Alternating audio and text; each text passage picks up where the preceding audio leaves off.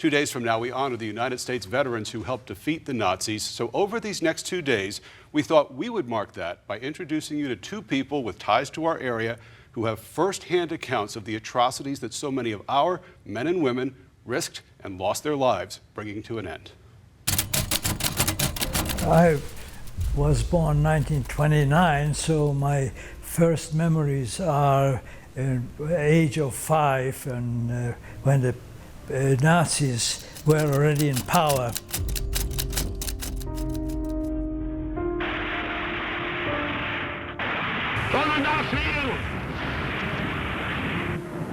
Well, it was a bit scary, but we grew up with that. Well, it meant that they were angry with Jews, and they were very hostile to us, and they were singing songs how they're going to annihilate us, essentially. You know, how they will carve us up with long knives. They're going to kill us.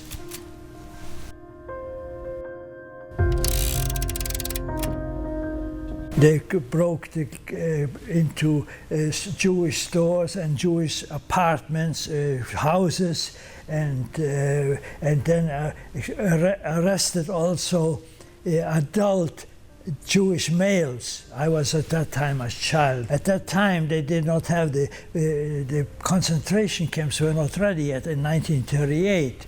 But they sent my father, for example, to Stutthof. Was a concentration camp. It was on a lower scale type of concentration camp, and then later on, as they built it up, you know, they turned into a full-fledged extermination camp.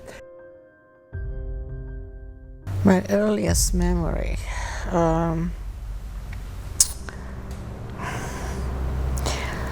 I guess I had diphtheria when I was about maybe 2 or 3 years old.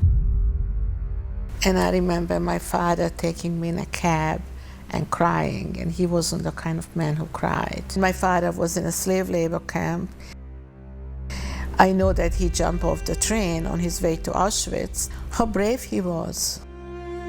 And then he was hiding at a Hungarian farmer's barn.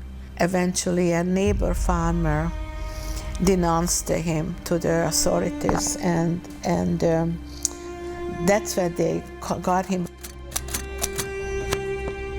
Oh yes, it got worse when my father came back after 6 months in detention from Stutthof. He told us, you know, we have to get out, we have to leave everything behind, we have to, because they're going to kill us. The younger children, they were exterminated right away, you know, and the older people. There's no question about it, we have to get out. We arrived speechless and penniless in Italy, you know. We were refugees at that time in Italy.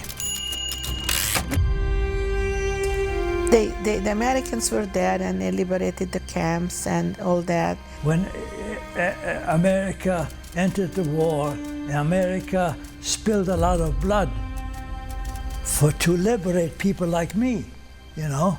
The war broke, Korean War started. I volunteered for the army, you know, in 1950, because, you know, I owed my life to them. Which makes him one of the veterans we honor this week. Their stories are incredible.